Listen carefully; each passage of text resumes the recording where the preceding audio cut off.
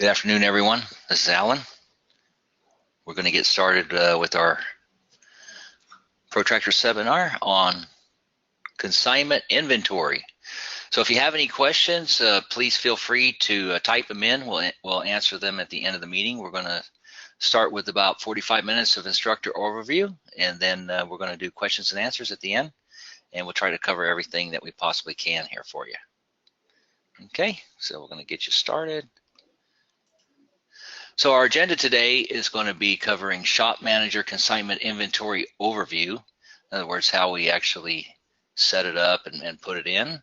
Consignment Inventory Setup, how to manage your consignment inventory, and then processing consignment inventory. So we're going to go from entering a product into inventory, replenishing that product, selling the product, and then processing it all the way through to the payable. Step one here.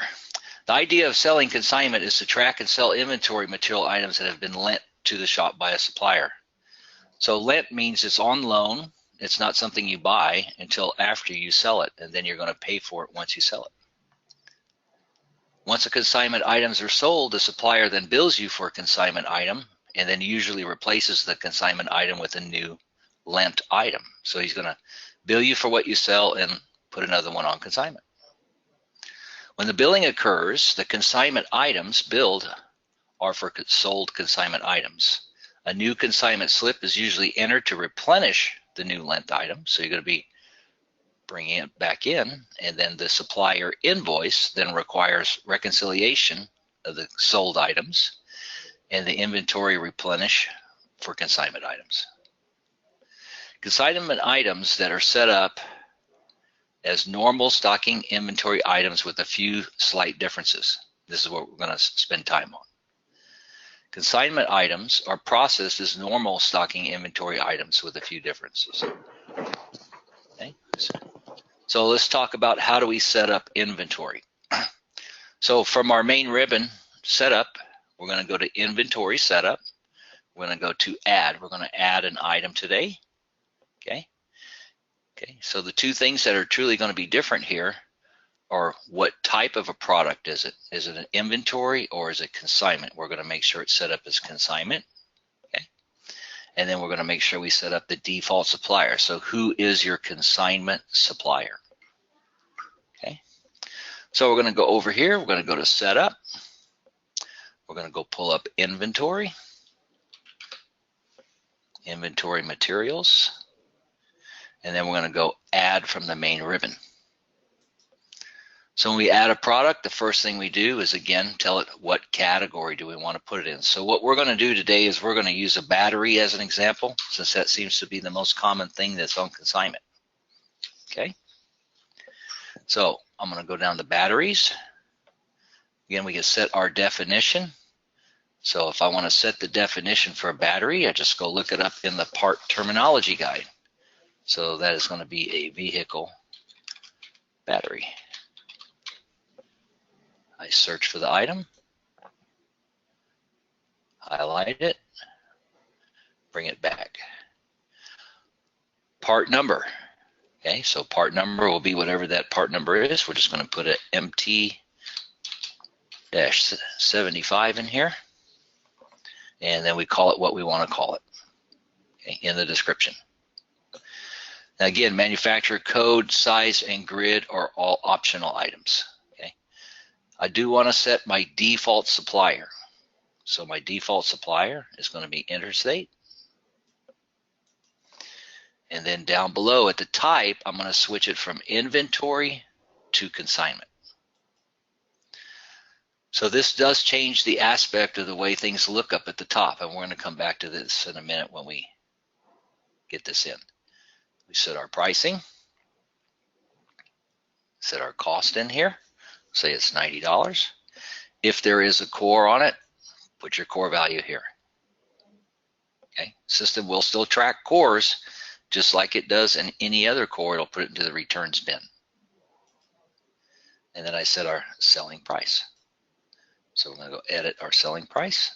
So we'll say it's on a 30% margin. Okay. So now we have our product set up, okay, and we're going to save it. Okay. Oops, I kind of goofed my part number. So we're going to right click, we're going to edit. Let's fix that part number real quick. There we go. Now if you look at the top ribbon here, we have an order. We now have a replenish. See, we no longer have receive. You have a recount that's grayed out, and you do have a return. Okay. So order works just like any other order. It's just nothing but a purchase order. So you can use this to create a manual purchase order. You would put in how many items you want to get, who is your supplier. The system will create the purchase order just like it always does. Replenish is where I bring my inventory, consigned inventory, into stock. So when my consigner brings me product, I'm going to tell the system, how many did I receive? What was my cost? Who is the supplier? Interstate. And then I put my consignment slip number.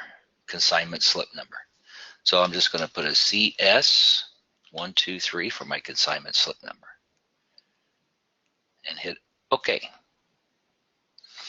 Now that I have received 2 in inventory, if you go look at your history, you're going to see you got 2 in stock. Okay. We're going to save this, reopen. Now you'll notice that the recount is available. Okay. So I could not recount it up, but I can recount it down. Okay. Cannot recount it up, but I can recount it down. So I can come in here and adjust it down. And so it's just a loss or an expense to my inventory. Okay. So we have our MT75 in stock, and we hit save.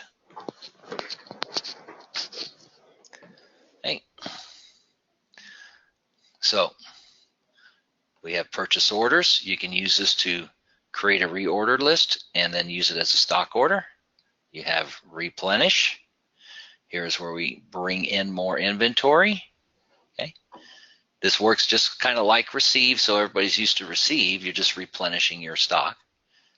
You have your recounts, and again, recounts only happen to bring it down. You cannot recount up. Okay. Then we're going to have returns. This is going to allow you to return consigned inventory back to a vendor. Now we're going to spend a little extra time just on returns after we get through a process of selling one. So we'll come back to that and then actually spend some more time in there. Okay. So how do we process a consignment inventory item? Now it's going to seem like there's a lot of steps, but the way the system is designed is to give you a complete control over these consignment items. You'll always know what's on consignment, what has been sold. And then as it gets sold and you're billed for it, then you will be able to process and adjust and then send those bills to the payables. Okay.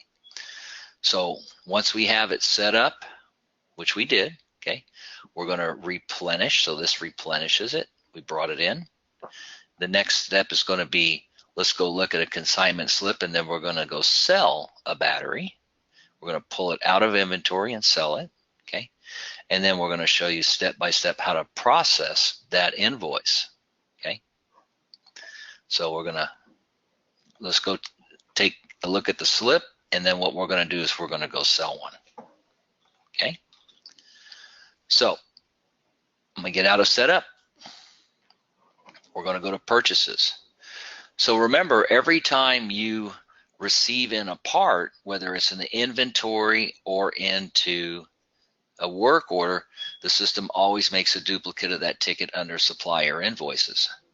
Since we're on consignment and we want to separate this out, what it's going to do is every time we replenish, it's going to put it into a slip. So if I go to my consignment slips, I can look at any date range I need to. I can do a start and end date. I can look for a specific slip number. I can search for them by supplier. Okay, so I'm going to go to Interstate, and I'm going to go search. So here is the consignment slip we just did. So let's take a look at this. I'm going to right click and edit, or I can highlight and edit here. So here is my slip number, the date that I brought it in, okay, part number, description, how many I brought in, how many do I have remaining of this batch, okay. Remember this column right here, because we're going to come back and look at this in a little while. This is how many I have remaining, okay.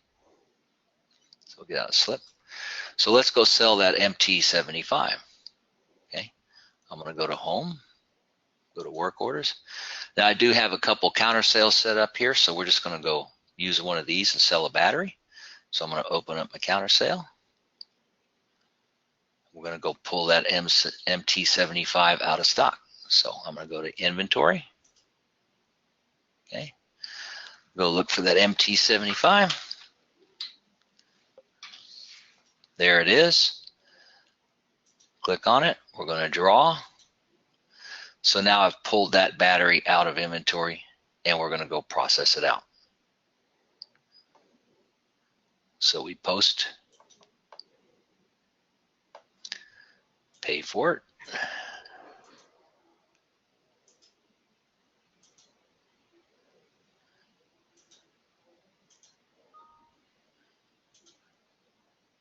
Okay, so we've sold this battery. We're going to go back to purchases and see what happens. Let's kind of refresh this a little bit. Go back into the slip. Now you'll notice a slight change in here. We only have one remaining. So you remember, every time you bring in stuff on a slip, any consigned item, it's going to track how many you have left from that consignment slip. So it pulled one off of the slip. So what's going to be the next step? Our next step is going to be, what have I sold? Okay, we know we pulled one from the slip. So I open this up. I go to Interstate Batteries. I go to Search.